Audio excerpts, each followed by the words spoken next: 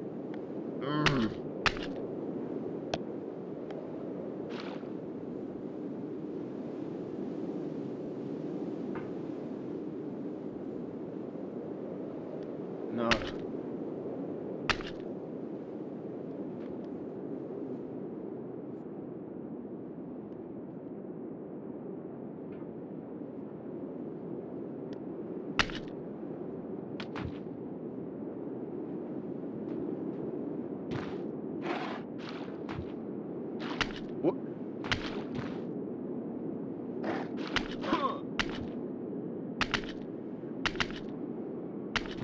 What?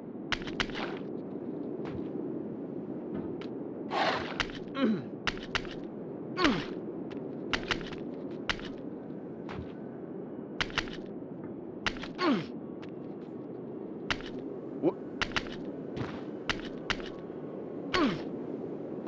What? What?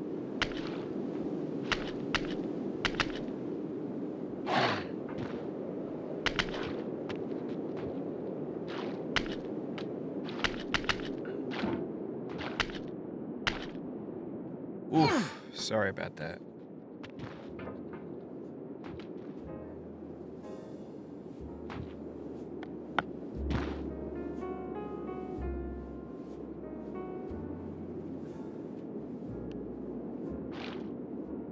What?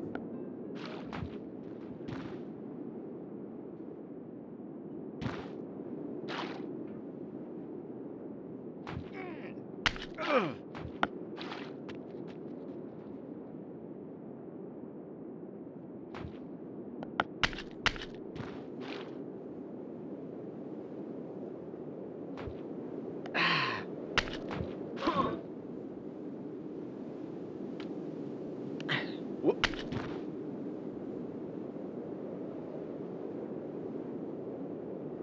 What?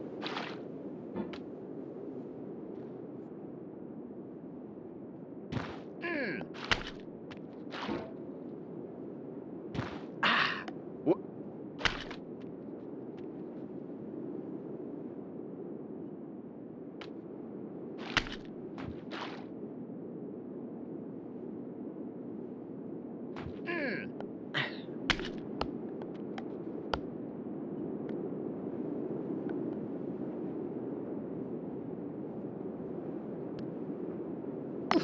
What?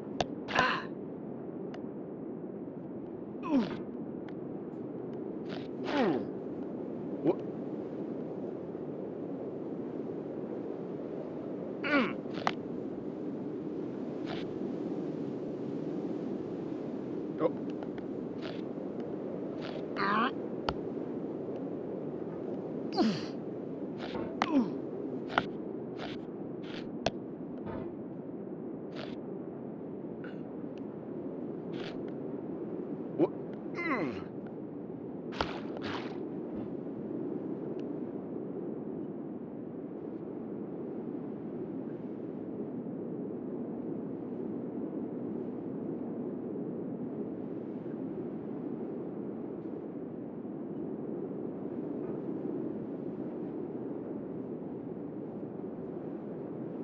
Oh.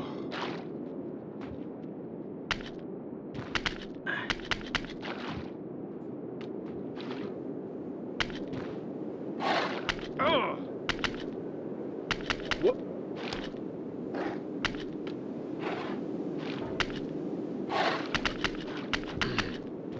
What?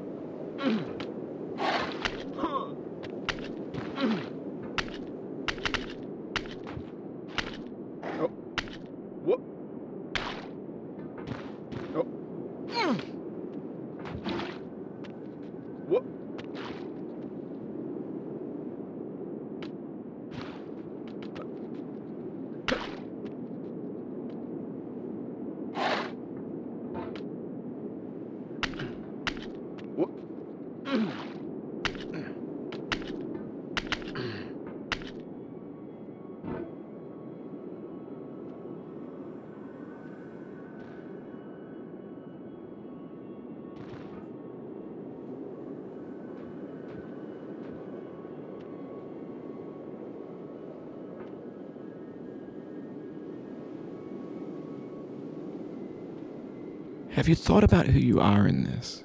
Are you the man in the pot, Diogenes? Are you his hand? Are you the top of his hammer?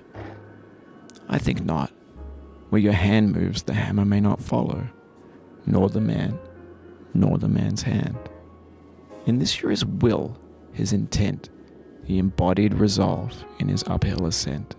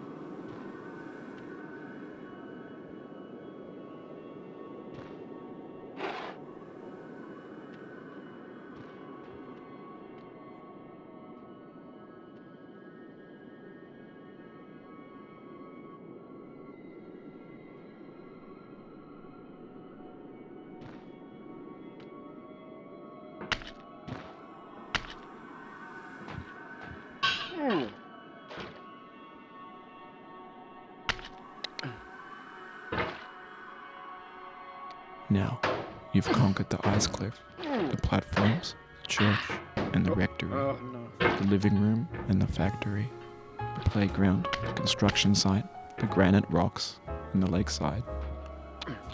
You've learned to hike. There's no way left to go but up, and in a moment I'll shut up. But let me say, I'm glad you came.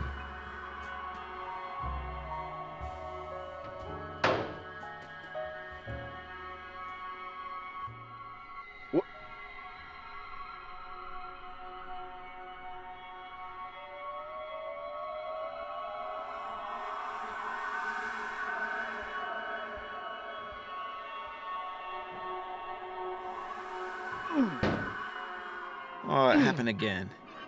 Keep on trying. Don't let it get to you.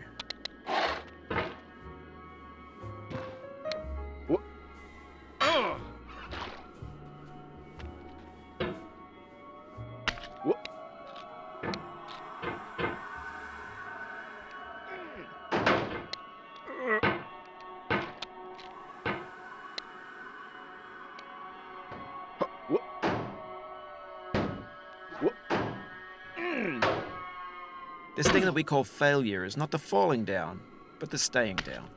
Mary Pickford.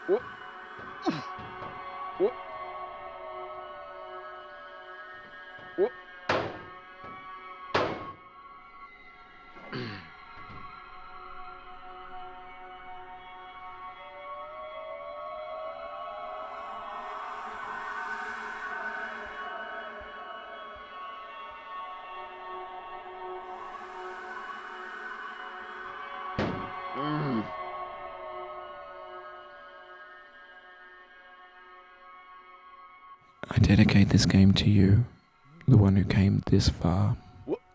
Oh. I give it to you with all my love.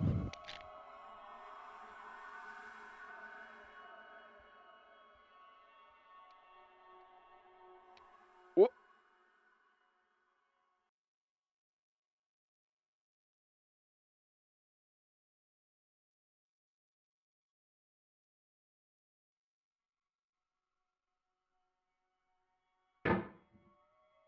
What?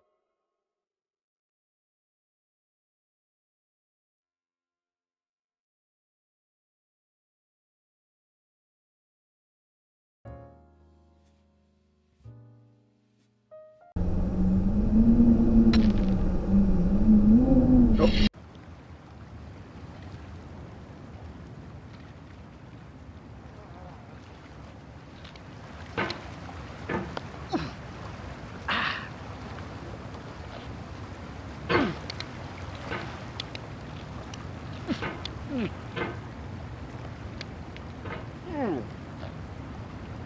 There's no feeling more intense than starting over. If you deleted your homework the day before it was due, as I have, or if you left your wallet at home and you have to go back after spending an hour in the commute. If you won some money at the casino and then put all your winnings on red but it came up black. If you got your best shirt dry cleaned before a wedding and then immediately dropped food on it. If you won an argument with a friend and then later discovered that they just returned to their original view. Starting over is harder than starting up.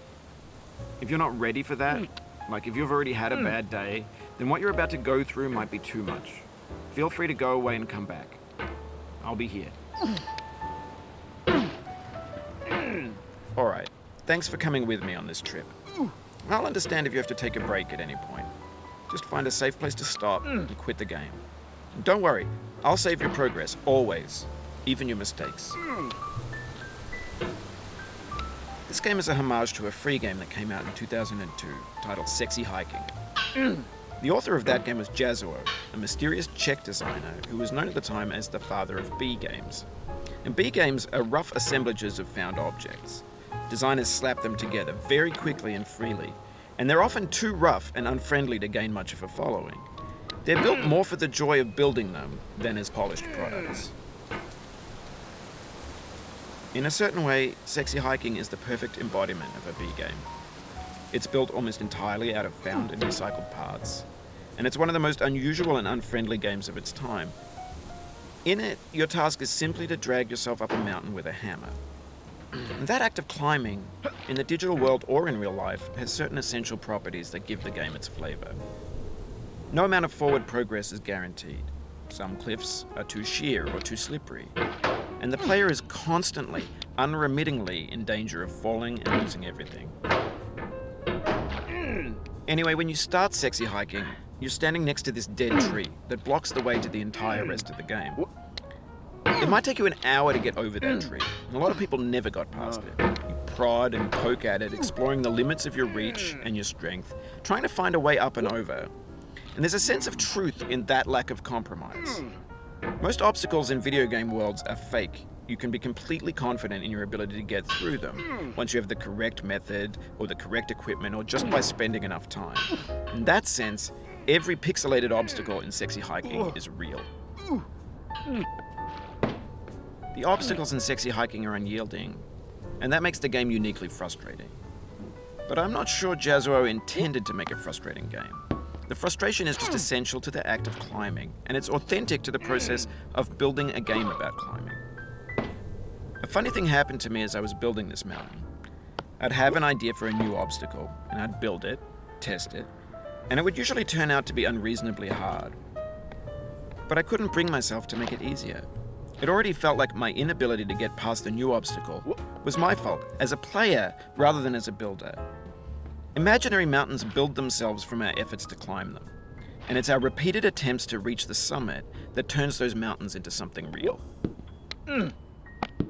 When you're building a video game world, you're building with ideas, and that can be like working with quickset cement. You mold your ideas into a certain shape that can be played with, and in the process of playing with them, they begin to harden and set until they're immutable, like rock. And at that point, you can't change the world. not without breaking it into pieces and starting fresh with new ideas.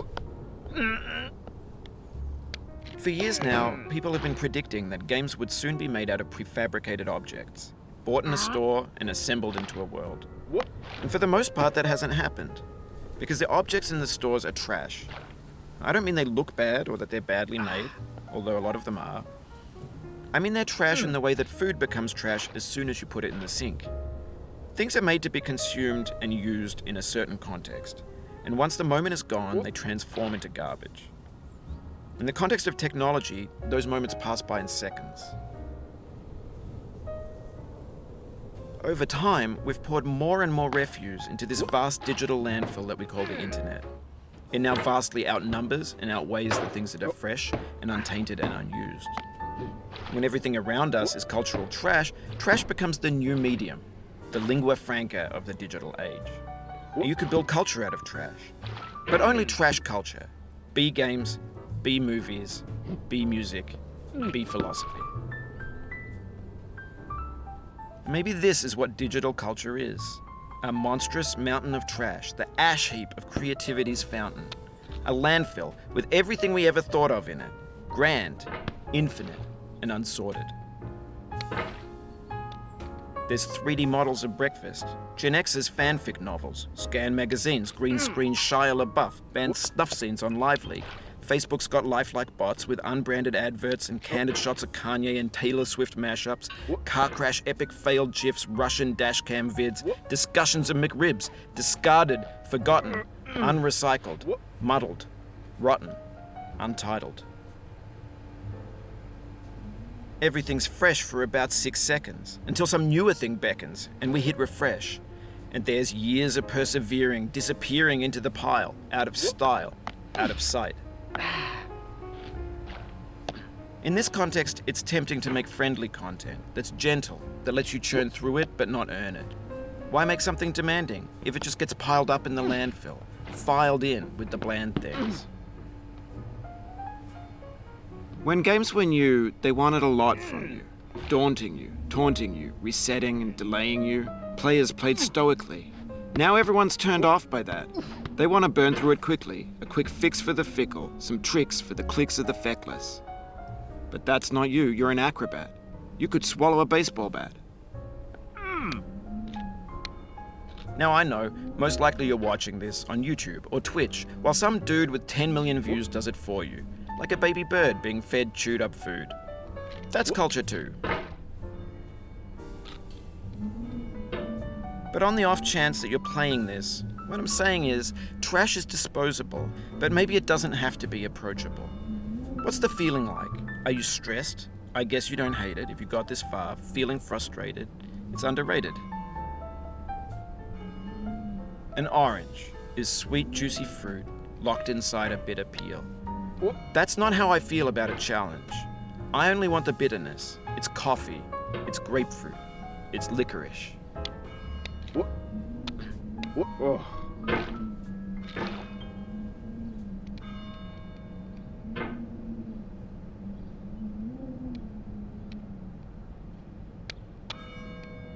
No. No.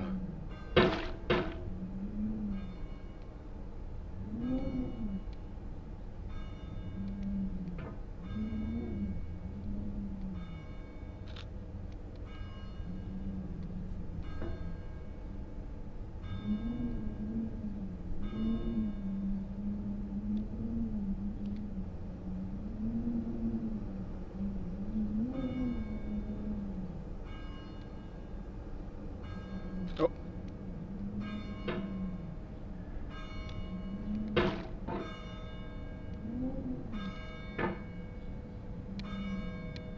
What?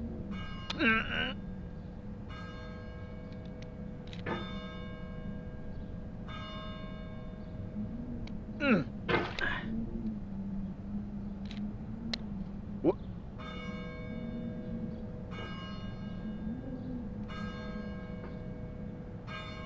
What?